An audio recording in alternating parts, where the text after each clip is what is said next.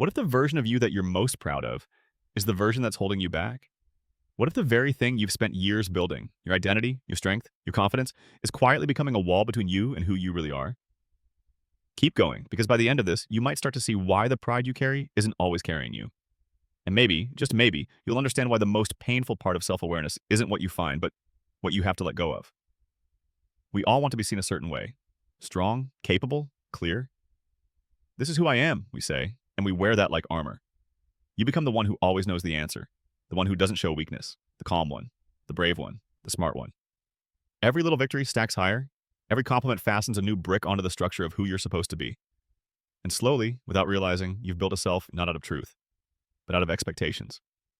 Your own, and everyone else's. Keep watching, because this isn't just about ego. It's about what gets lost underneath it. Pride doesn't always shout. Sometimes it just whispers behind your decisions. Don't show them that. Don't admit you were wrong. Don't be less than what they think you are. And so we polish our image every day like glass, terrified it might crack. We don't even notice we're living at the edge of ourselves, performing more than feeling, thinking more than knowing, surviving more than being. But here's the clarity you didn't know you needed. The more you protect the image, the more you abandon the self behind it. Halfway into any version of confidence, there's a quiet, shapeless fear. You know the one. The fear that if you stop proving yourself for just a moment, people will see through you. That they'll find the child beneath the adult words. The mess behind the sharp lines. And somewhere in that fear is a truth you don't talk about. Maybe you aren't as certain as you've made everyone believe. Maybe some of that boldness is armor. And maybe, under all the pride, you're still waiting for permission to not have to be at all. And when the mirror reflects back not pride but pressure, that's when the walls start to tremble. That moment when someone calls you out, or you make a mistake, or you fail where you were supposed to shine. It doesn't just sting, it sinks. Because ego isn't just about arrogance, it's made of glue and glass. One crack, and you feel like you're falling apart. Not because you were wrong, but because your identity was built around never being wrong. And so self-awareness doesn't feel like growth. It feels like death. The death of a version of you that kept you safe. But what if this death mattered? What if the breaking was the becoming? Keep watching. Because by the time this ends, you might stop fearing the collapse and start seeing what's been trying to rise underneath it. We rarely ask, why do I need to feel superior? We just feel the rush when we're right. We hold that against the silence we never admit to, that low, unspoken emptiness that asks, am I enough? If I stop proving it? Sometimes pride isn't confidence. Sometimes it's loneliness dressed beautifully. Because needing to be admired is another way of begging not to be abandoned. And when that silence lingers, something inside starts to speak. That voice that's softer than pride but stronger than illusion. The one that's been watching you perform from the back of your own mind. That whisper that says, you don't have to do this anymore. But ego doesn't step down easily. It fights. It tells you that if you drop the act, you'll lose everything. That people respect you because of your strength, not your softness. That your worth only shines if it stays untouchable. But it's lying to you. Look closely. Most of your suffering doesn't come from what you feel. It comes from what you feel like you're not allowed to feel. You want to cry, but that wouldn't match the image. You feel lost, but that doesn't fit the role you've carved. And you start splitting from yourself. One version staring deep into success, while another quietly asks, when will you come back for me?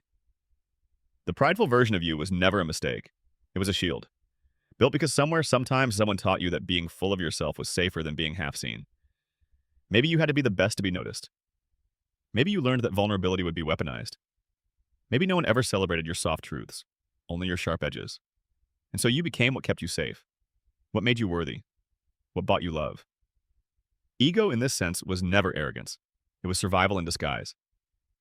But survival isn't a place to live forever. It's a passage, a way through, not a destination. And when your ego becomes your home, you forget how to rest. Every moment becomes performance, even the quiet ones, even the ones alone. Because now, it's not about being seen anymore. It's about never not being seen. Can you feel that? That tightness when someone misunderstands you? When they think less of you? When they don't praise what you were sure they would? It hurts not just because of them, but because it shakes the fragile picture you've painted. The one you'd rather protect than admit is incomplete. And so praise becomes your drug. The good kind of attention, the kind that says, yes, you are who you say you are. But the more addicted you become to affirmation, the more allergic you become to truth. Because the truth is, sometimes you're not kind. Sometimes you're insecure. Sometimes you pretend to know when you're full of doubt. And if your identity can't include that, then it's not you. It's a trap with your name on it. But here's where self-awareness breathes. It's not an act of self-hate.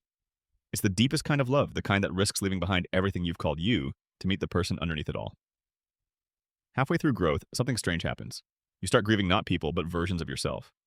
You miss being the one who didn't know better because not knowing allowed you to feel proud. Now, with self-awareness, pride feels heavier, like a crown that doesn't fit anymore. And yet, you still reach for it. Out of habit, out of fear, out of memory. The problem isn't that pride feels good. The problem is that it makes you feel separate. Separate from others, separate from yourself. Because to protect your pride, you have to pretend. Pretend you don't make the same mistakes. Pretend you're not just as lost sometimes. Pretend you're above the emotions you see others drown in. But there's a loneliness in that pretending. Yes, you win. But you win alone. No one really knows you. Just the echo you leave behind.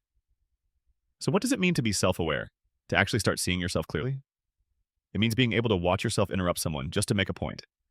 And instead of justifying it, you listen. It means noticing how you crave validation not because you love yourself, but because you still don't. It means looking into your own reflection without needing it to smile back. Self-awareness isn't becoming better. It's becoming honest. And honesty does something strange. It softens the parts of you that used to harden against pain. It makes you less sure, but more alive.